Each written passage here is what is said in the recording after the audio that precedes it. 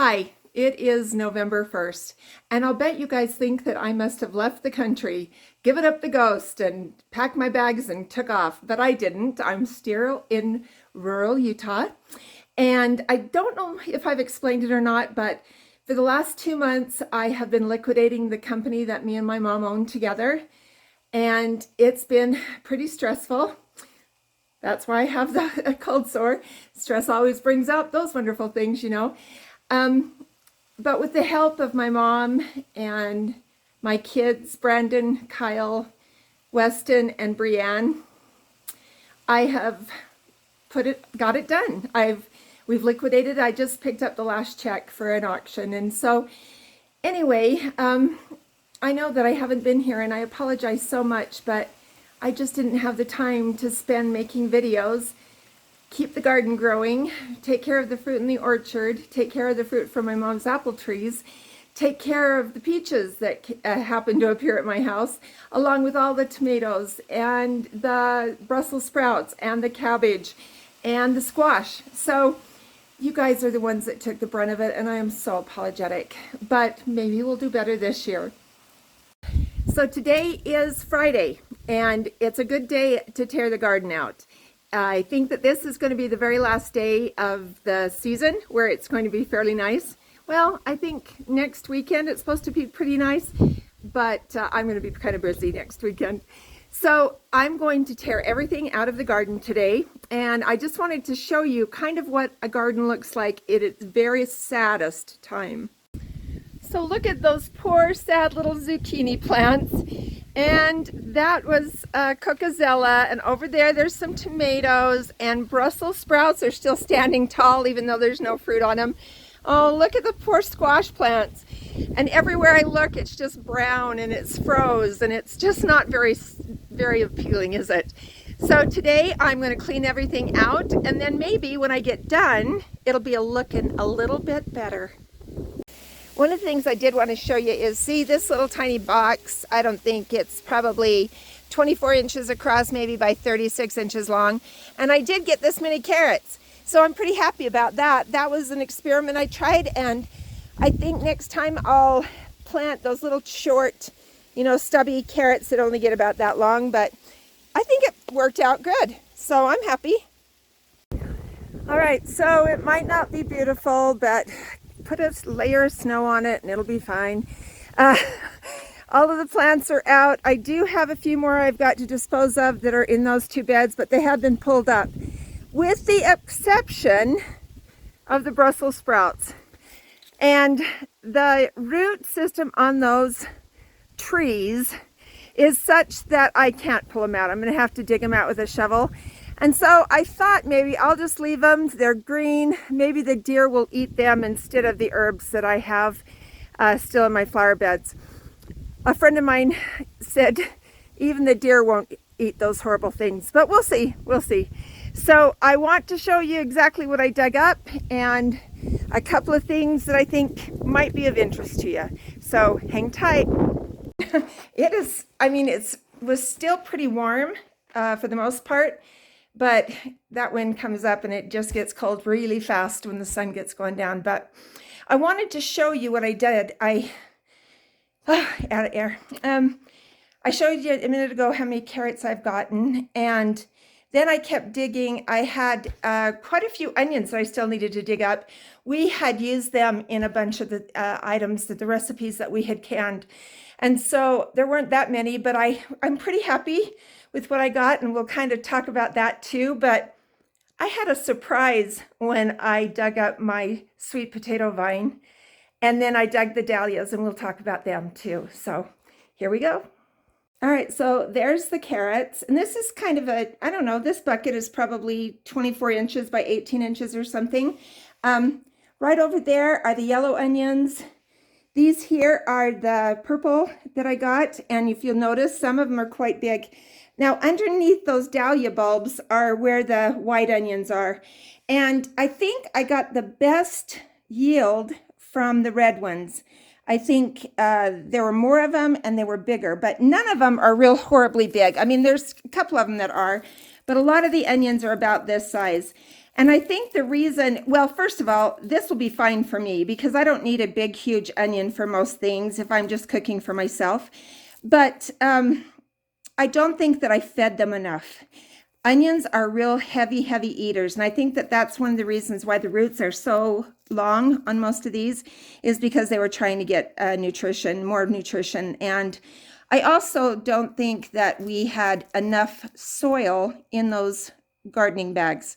I think you probably need to put the soil almost clear up to the top and then plant these about halfway down in there so that the tops don't come up. So because you notice that some of the tops have come up and that they were above the dirt. And so they don't look very pretty, but they're going to taste good. And you can see some yellow ones are sticking up. And then, like I said, over there under the dahlia bulbs are where the white ones are. And these little funky looking things right here were tubers that were under the sweet potato vines. And so I'm going to do a little research and see if they are the beginning of sweet potatoes. And if they are, maybe I'm going to have 2 or 3 sweet potatoes tonight. But I want to talk to you about the dahlia bulbs. And I don't know how many of you have ever planted dahlias, but I got, I think 6. Just a second. Let me see how many I got. I can look in my brochure. So I guess I bought 6 dahlia plants, and I really didn't know how much I loved dahlias until I lived in my other house before we moved here.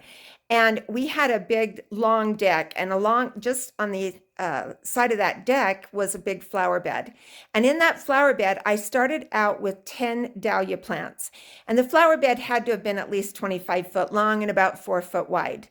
And by the time we had moved from that house, I had planted and dug up the bulbs, planted and dug them up, planted and dug them up in the winter until I had enough that I filled that entire area about 4 foot deep by 25 foot long. So they are something I never had to invest another dime, but I did have to invest some time.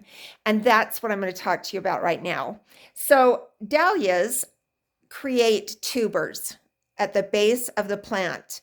And that is, they just start making those. And I don't know really the scientific reason why, but it's just cool to me. So when I went ahead and dug these up, you have to dig them up before you have really, really hard freezes. And then I'll take these and I'll put them down in my garage. They cannot be kept where it's going to freeze again. And so I'm going to put them down in my garage. I will brush all the dirt off, but I'm not going to clean them up. You don't wash them. You just leave them like this. And then next spring, I'll take them apart. And then you see where the root is. I'll plant the root down and the flower will come up through the top. And every year, this was one plant.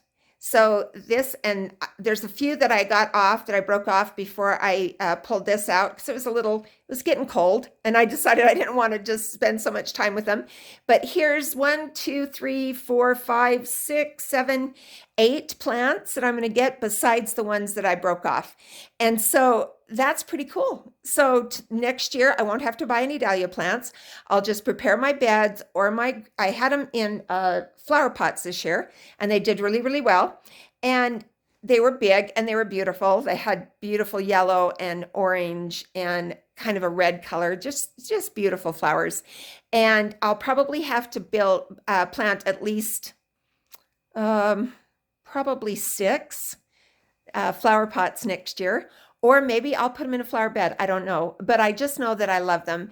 And I think I found out why. My mom came up here one day and she said, Mother loved dahlias.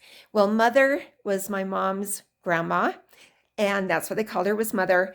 And she'd be my great-grandmother. So maybe that's where I get it from. Maybe me and Mother just love bulbs. But now, see, I couldn't find my gardening gloves. And honestly, this is the last time I'm going to be able to get my hands in the dirt. And I'm going to have, it's really, really difficult for me right now. It's just hard to think it's going to be cold and to think it's going to be, kind of miserable. But I've still got a lot more things to do before I'm done canning. We got all the green tomatoes done. We made mock raspberry jam. We made salsa verde. We made green enchilada sauce, and they all taste really, really good. Baylor had this little, we had this little, I don't know what it is, not really a jar, but kind of like a little bowl kind of thing. And we had put some of the last of the jam that was too much for the jars that we were doing. And Baylor took a spoon, and before we knew it, Baylor had eaten that entire bowl full of jam. So I think it's pretty good. It got the Baylor sign of approval, so we're good with that. My mom has a garage full of apples, and we're going to be dehydrating apples, both with some cinnamon on them, and we're going to try something new. Oh, I got a fly in here. It keeps bothering me. We're going to try something new. We're going to put some Jell-O on them and see how that goes. I've heard people say that that's really yummy. We're also going to can apple slices. So in a real light syrup with some cinnamon, and you'll just drain them and take them out, and you can fry some apples, and that will be good. Or you could cut them up and put them in German pancakes, or put them in apple bread, or put them in cake. I love spice cake with apple pieces in it. So there's all those things that you can do with it. We're also going to make some applesauce. And the reason we're going to make some applesauce is because there are so many apples that by the end of the time that we've got to process them, they're going to be, some of them are going to be a little soft. And so we'll take those soft ones and we will cut them apart. We will cook them for a minute, and then we'll put them through that colander like we use for the tomatoes, and that will make applesauce. We'll put a little sugar in the applesauce.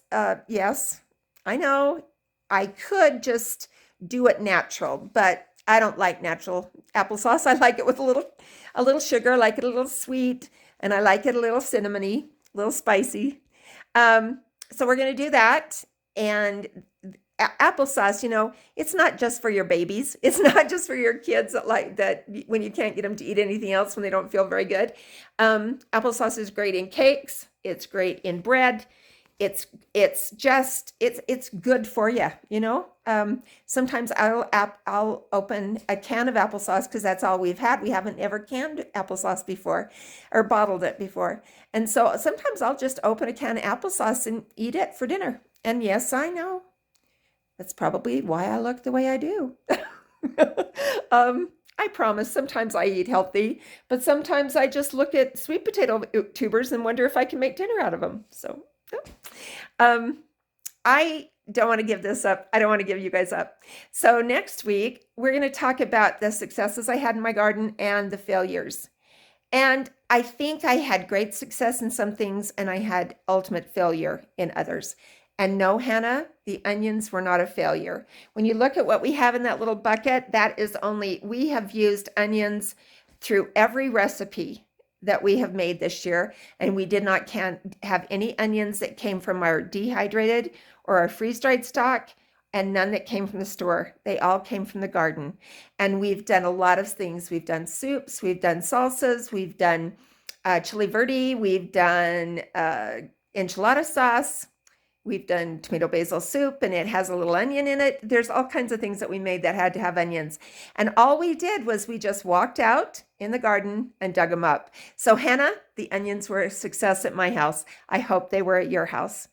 If you guys like this, just give it a thumbs up. I sure wish you'd make some comments, especially when we start talking about our successes and our failures, because I think we're going to learn together. And then we're going to start talking about what we'll do next spring when it's time to start planting seeds. So bye until next week, which will be the first full week of November. Thanks and bye.